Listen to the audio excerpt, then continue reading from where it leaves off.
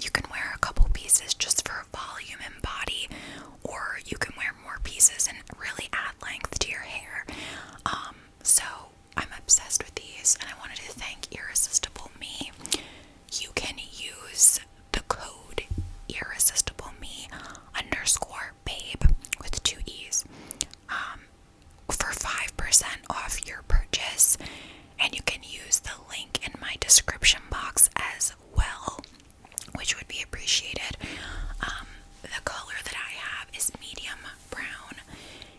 When you order them, they're going to come in a box like this, where the top of it has this little tiny like piece of hair that you can use to see if it's the correct color. So you won't open the extensions until you try it, the color up here, and make sure if it's the wrong color, you can get a new one. You can get a refund and get a new color that fits you. They have a color match quiz, all the things. So this stuff is good. These extensions are amazing. I really don't have to say much because I'm wearing them on my wedding day, so that's really proof enough. So again, 5% off with the code IrresistibleMe _babe with 2 E's. Okay, let's get into our Netflix and chill shows. Okay, the first one is the most iconic, the best, and if you have not watched it yet, what are you waiting for? And that is White Lotus. Seriously, if you haven't watched it, go buy a trial of HBO Max for a week and binge it. Like, I don't care if you don't have HBO, get it. You need to watch this show. Season 2 just wrapped, and it's essentially, there's 2 seasons, and each season is a different storyline, which incorporates some of the same characters. And it's centered around this hotel chain, 5-star hotel chain.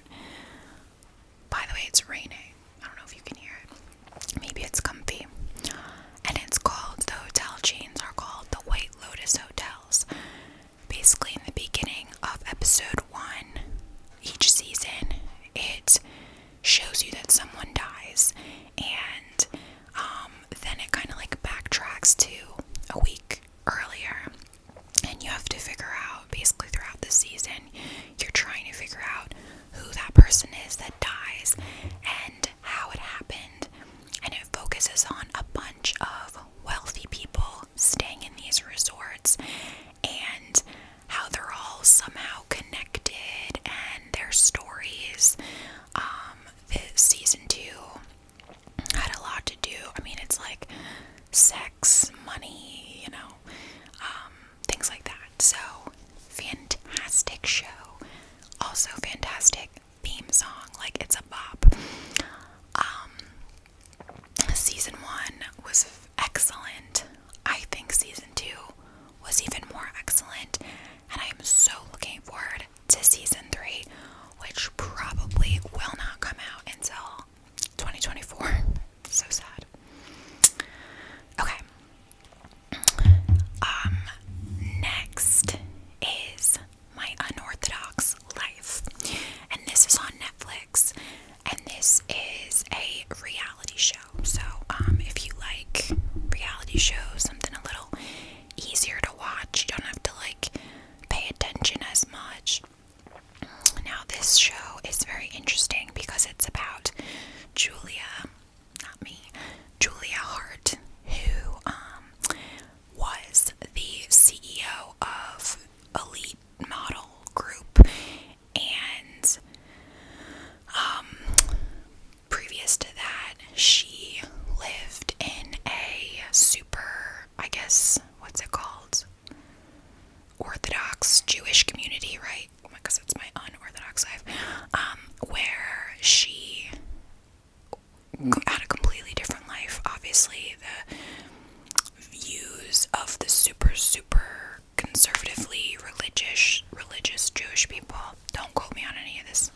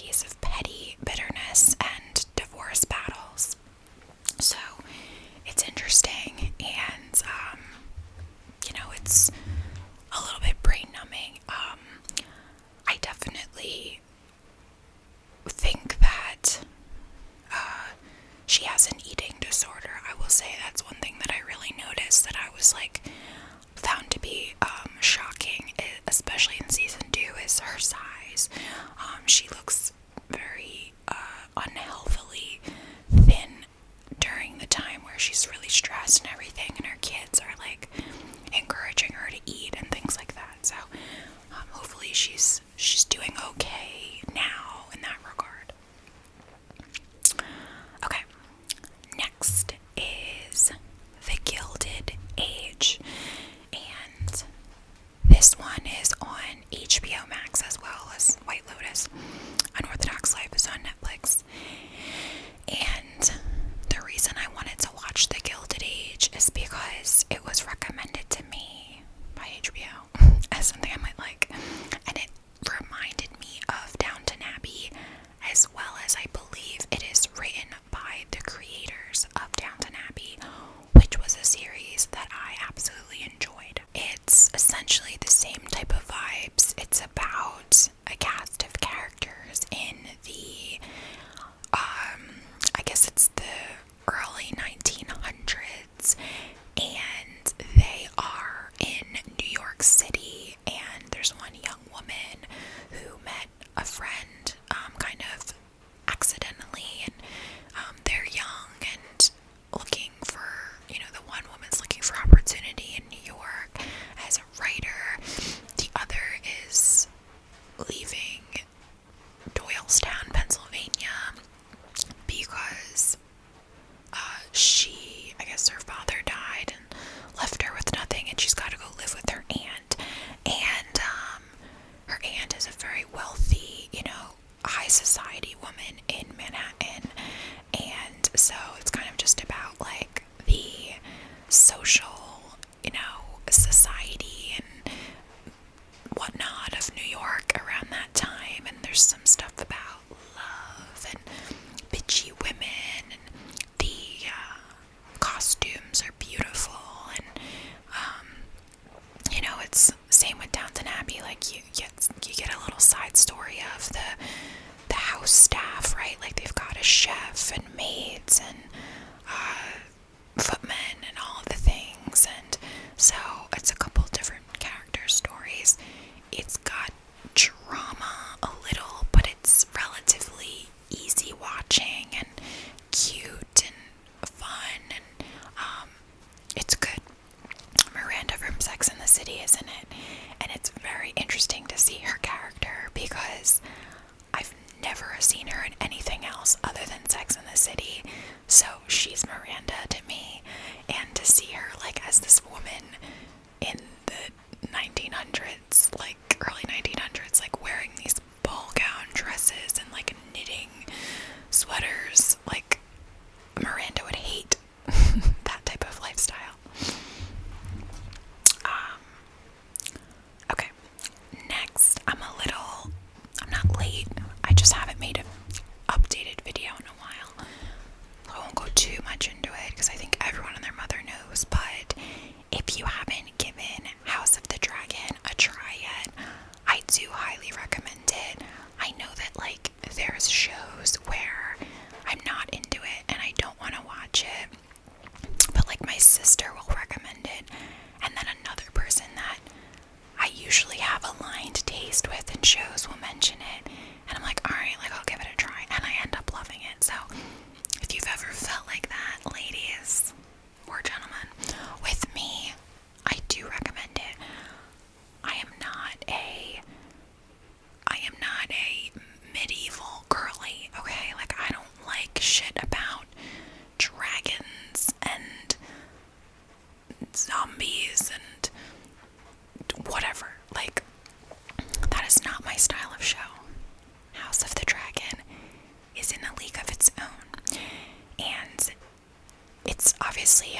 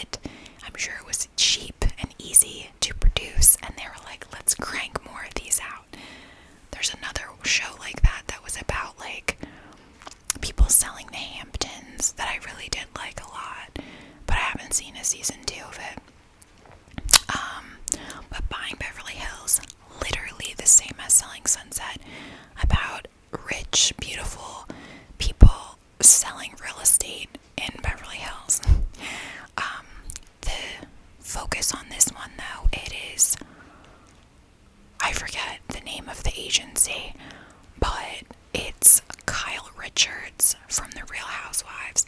It's her husband's real estate agency, and he employs his daughters, as well as other beautiful, fabulous people in Beverly Hills that are funny and cause drama and whatever the case. So, it's just a really easy, cute, you don't really have to pay attention. You can, get rid of your thoughts type of show. You can watch the whole season in one day. They're quick, 20-something minute episodes. And because it was season 1, I think there was only like 6 episodes, maybe something like that. So, it was cute. It's superficial. It's surface level. And it may make you feel poor because they're listing these houses that are like millions of dollars. Just know that when you're watching it, like, it's not real life. And don't feel upset because I've felt poor enough for us all watching the show. Also in the same category, that's a little different, is Dream Home Makeover.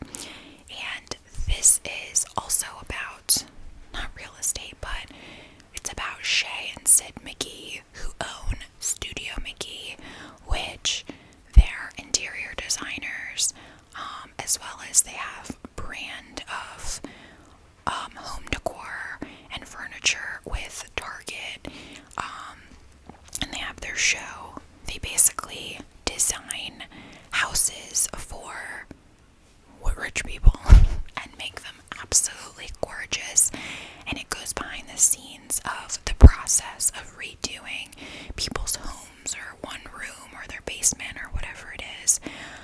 They did try to add a couple like normal people into the mix last season, but honestly I prefer to see like the ridiculously wealthy people and what they did to their homes, because a girl can dream, right?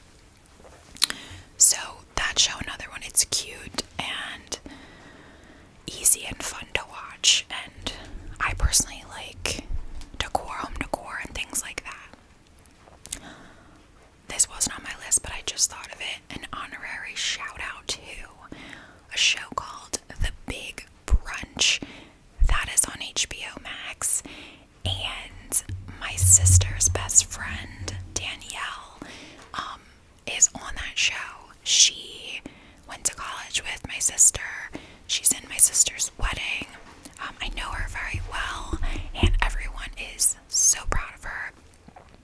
I won't spoil it about who wins, but it's a more modern version of like a cooking competition show, focusing all about brunch, and the contestants like have a business that they're trying to get off the ground, and if they win they get $300,000 to do that.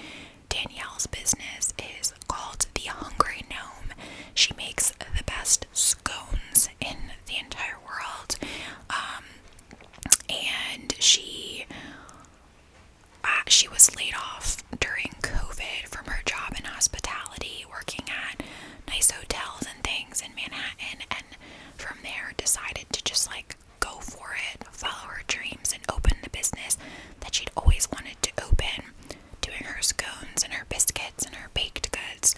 She's amazing. She works really hard, and she also has gained herself a little following on TikTok, and probably Instagram too. But literally before The Big Brunch came out, like months before, when Danielle started doing her TikToks, I texted my sister. I was like, Danielle's gonna be famous on TikTok. I was like, she's doing everything right. She knows what she's doing. So you can follow her. It's The Hungry Gnome, I believe, or Chef Danielle Sepsi. You can follow her on TikTok. So that's The Big Brunch, and it's Dan Levy. That's one of the most important parts. He is one of the hosts, which adds a really cute and fun element to it.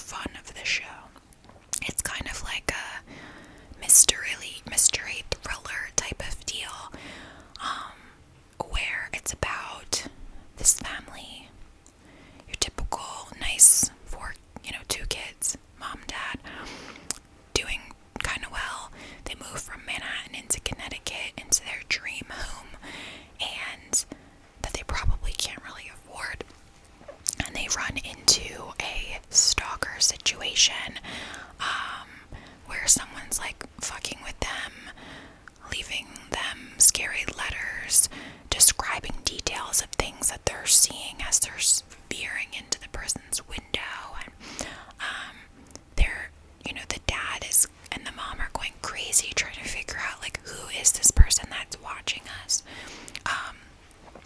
And it's really just about, like, them trying to figure that out. So it's a little scary. Maybe don't watch it when you're, like, home alone, because of the stalking elements. But it's not like anything horror or anything like that. So it's good and it's interesting. The ending, I feel like I would have liked to be better, but I won't say anymore. So that's called The Watcher, and that is on Netflix. Alright, ladies and gentlemen, that's all I have for you guys today. Once again, Merry Christmas, Happy Holidays, Happy New Year's Eve, Happy New Year's Day, whenever you're watching this. If you don't have plans on New Year's, don't have FOMO. It is such an overrated holiday. It is not like the movies. It's expensive. The night's expensive. The Ubers are expensive. It's cold. And it's just stupid. So if last year, guys, I was sitting in bed with COVID on New Year's Eve. So if you're not doing anything New Year's, don't let the world of Hollywood, like, when people doing stuff, make you think that you need to be doing something so glamorous and meeting your husband and so serendipitous. No, it's fine. Eat